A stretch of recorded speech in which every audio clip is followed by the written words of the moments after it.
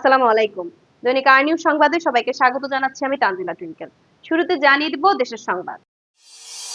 পরমাণু শক্তি কমিশন স্বায়ত্তশাসিত প্রতিষ্ঠান হিসেবে ঘোষণা ও বিজ্ঞান ও প্রযুক্তি মন্ত্রণালয়ে অযাচিত হস্তক্ষেপ বন্ধ, নিউক্লিয় স্থাপনা, তথ্য সুরক্ষা নিশ্চিতকরণ, তথ্যের গোপনীয়তা, প্রধান বৈজ্ঞানিক কর্মকর্তার পদ তৃতীয় গ্রেড থেকে চতুর্থ গ্রেড অবনমন বন্ধ, গবেষণার ব্যয় বৃদ্ধি করার দাবিতে আন্দোলন করছে পরমাণু শক্তি কমিশনের বৈজ্ঞানিক কর্মকর্তা সহ সব সেক্টরের কর্মকর্তা ও কর্মচারীরা। কিন্তু এই আন্দোলনের 6 মাস পার হলেও নজর নেই সরকারের। উল্টো কর্মকর্তা কর্মচারীর বেতন ভাতা বন্ধ করা হয়েছিল। এ নিয়ে চলছে ব্যাপক ক্ষোভ ও অসন্তোষ প্রকাশ করেছেন আন্দোলনরতরা। তাই দাবি আদায়ে নতুন করে কঠোর আন্দোলনের কর্মসূচির কথা বলেছেন প্রতিষ্ঠানটির কর্মকর্তা কর্মচারীরা। জাতীয় ঐকমত্য কমিশনের সহ সভাপতি অধ্যাপক ডক্টর আলী রিয়াজ বলেছেন, আমরা আশা করেছিলাম আবু সাঈদের শাহাদাত বার্ষিকীতেই সবাই মিলে সনদে স্বাক্ষর করতে পারবো।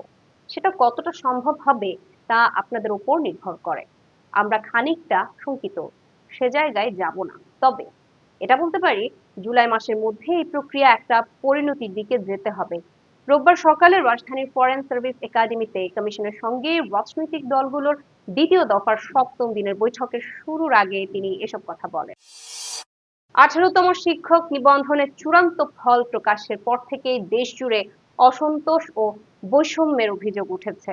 রোববার দুপুরে বেসরকারি শিক্ষক নিবন্ধন ও প্রত্যয়ন কর্তৃপক্ষ কার্যালয়ের সামনে ফল বাতিল ও নতুন ফল প্রকাশের দাবিতে বিক্ষোভ করেন শত শত চাকরি প্রার্থী। এক পর্যায়ে পুলিশ তাদের উপর লাঠিচার্জ করে ছত্রভঙ্গ করে দেন।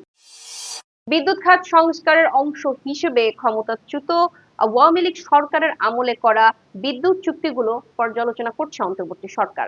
বিদ্যুতের দাম নিয়ন্ত্রণে রাখতে কেন্দ্রগুলোর, বিশেষ করে আইপিপি কেন্দ্রগুলোর বিদ্যুৎ ক্রয় চুক্তি পর্যালোচনা শুরু হয়েছে। চুক্তির মধ্যে থাকা ক্যাপাসিটি চার্জ বা পেমেন্ট বাদ দেওয়া বা কমিয়ে আনার বিষয়টি গুরুত্ব সহকারে বিবেচনা করা হচ্ছে। বিদ্যুৎ বিভাগের সংশ্লিষ্ট কর্মকর্তা এই তথ্য জানান। কুমিল্লার মুরাদনগরে ঘরে ঢুকে এক নারীকে ধর্ষণের ঘটনায় আওয়ামী লীগ সন্ত্রাসীদের প্রশ্রয়দাতাদের দায়ী করেছেন স্থানীয় সরকার, পল্লী উন্নয়ন ও সমবায় মন্ত্রণালয়ের উপদেষ্টা আসিফ মাহমুদ সজীব ভুঁইয়া। শনিবার রাত 2টার দিকে নিজের ফেসবুক আইডিতে এই পোস্টে একথা বলেন তিনি। পোস্টে আসিফ মাহমুদ লিখেছেন, মুরাদনগরের সব আওয়ামী সন্ত্রাসীদের যারা প্রশ্রয় দিচ্ছেন, পুনর্বাসন এবং ক্ষমতায়নের মাধ্যমে সাধারণ মানুষের উপর অত্যাচার, নির্যাতন, চাঁদাবাজি, ধর্ষণের উদ্দেশ্যে ছেড়ে দিয়েছেন, আজকের পরিস্থিতির জন্য তারাই দায়ী। সবাইকে জাতীয় ঐকমত্য কমিশনের প্রস্তাব মেনে নিতে হবে। এমনটা হলে ঐকমত্য কিভাবে হবে তা নিয়ে প্রশ্ন তুলেছেন বিএনপির স্থায়ী কমিটির সদস্য সালাউদ্দিন আহমেদ। শনিবার বিকেলে রাজধানীর সেগুনবাগিচায় আন্তর্জাতিক মাতৃভাষা ইনস্টিটিউট মিলনায়তনে এক অনুষ্ঠানে তিনি এই প্রশ্ন তোলেন।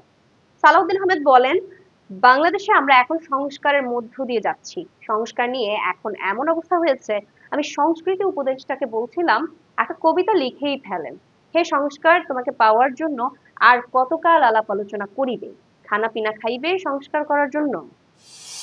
বাংলাদেশের জাতীয় সংসদের আসন বন্টনে প্রপোর্শনাল রিপ্রেজেন্টেশন পদ্ধতি বাস্তবসম্মত নয় বলে মন্তব্য করেছেন ইউনাইটেড পিপলস বাংলাদেশের আহ্বায়ক ও বাংলাদেশ ইসলামী ছাত্র শিবিরের ঢাকা বিশ্ববিদ্যালয় শাখার সাবেক সভাপতি আলী আহসান জুনায়েদ। আজ শনিবার রাতে ফেসবুকে নিজের ভেরিফাইড অ্যাকাউন্টে তিনি এ বিষয়ে একটি স্ট্যাটাস দিয়ে মন্তব্য করেন। তিনি বলেন, আমি মনে করি বাংলাদেশের জাতীয় সংসদের আসন বন্টনে প্রপোর্শনাল রিপ্রেজেন্টেশন পদ্ধতি বাস্তবসম্মত নয়। সৌদি আরবের প্রতিরক্ষা মন্ত্রী খালিদ বিন সালমান বিন আব্দুল আজিজ ইরানের নতুন সামরিক বাহিনী প্রধান আব্দুর রহিম মুসাভির সঙ্গে ফোনে কথা বলেছেন। রাষ্ট্র পরিচালিত সৌদি প্রেস এজেন্সি ও ইরানের মেহের নিউজ এজেন্সি রোববার এ তথ্য জানিয়েছে। এই ফোন আলাপটি মুসাভির উদ্যোগে শুরু হয়। তারা দুজন প্রতিরক্ষার ক্ষেত্রে দ্বিপক্ষীয় সম্পর্ক পর্যালোচনা করছেন এবং আঞ্চলিক উন্নয়নের পাশাপাশি নিরাপত্তা ও স্থিতিশীলতা বজায় রাখার প্রচেষ্টা নিয়ে আলোচনা করেছেন। দীর্ঘদিন ধরে ইরান ও সৌদি আরব একে অন্যকে শত্রু জ্ঞান করে আসছে, তবে সাম্প্রতিক বছরগুলোতে চীন মধ্যস্থতায় সম্পর্ক পুনরুদ্ধারের দিকে এগিয়ে গেছে দুটি দেশ। বর্তমানে তাদের সম্পর্ক স্থিতিশীল। ইসরায়েল ইরানে হামলা করলে এর নিন্দা ও প্রতিবাদ জানায় সৌদি আরব। এবার আন্তর্জাতিক প্রসঙ্গ। মার্কিন প্রেসিডেন্ট ডোনাল্ড ট্রাম্প আবারও গাজা যুদ্ধবিরতি চুক্তির আহ্বান জানিয়েছেন। এবার অনলাইনে প্রকাশিত পোস্টে ইসরায়েলকে এক প্রকার ধমক দেন মার্কিন প্রেসিডেন্ট। খবর দ্য টাইমস অব ইসরায়েলের। অপহৃত জিম্মিদের ফিরিয়ে দেওয়ার লক্ষ্যে চুক্তিটি করতে ইসরায়েলকে চাপ ও হামাসকে আহ্বান জানান ট্রাম্প। স্থানীয় সময় 29 জুন রোববার গভীর রাতে ট্রুথ সোশ্যাল নেটওয়ার্কে ট্রাম্প লিখেন, গাজায় চুক্তি করুন, বন্দীদের ফিরিয়ে আনুন ডিজিটি।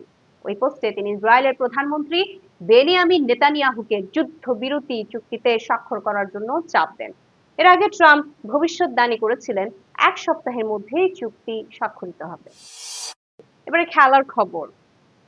মাত্রই শ্রীলঙ্কার কাছে দ্বিতীয় টেস্টে 1 ইনিংস ও 78 রানের লজ্জার হার উপহার পেয়েছে বাংলাদেশ। তবে এর মধ্যে এলো আরো বড় খবর। হারের পর সংবাদ সম্মেলনে শান্ত জানিয়ে দিয়েছেন আর টেস্ট দলের নেতৃত্বে থাকতে চান না তিনি। শান্তর এই সিদ্ধান্ত বিসিবিকেও জানানো হয়েছে। দর্শক, এতক্ষণ সাথে থাকার জন্য ধন্যবাদ। ডেইলি আর নিউজের নিউজ দেখতে চোখ রাখুন ফেসবুক পেজ ও ইউটিউব চ্যানেলে। ধন্যবাদ সবাইকে।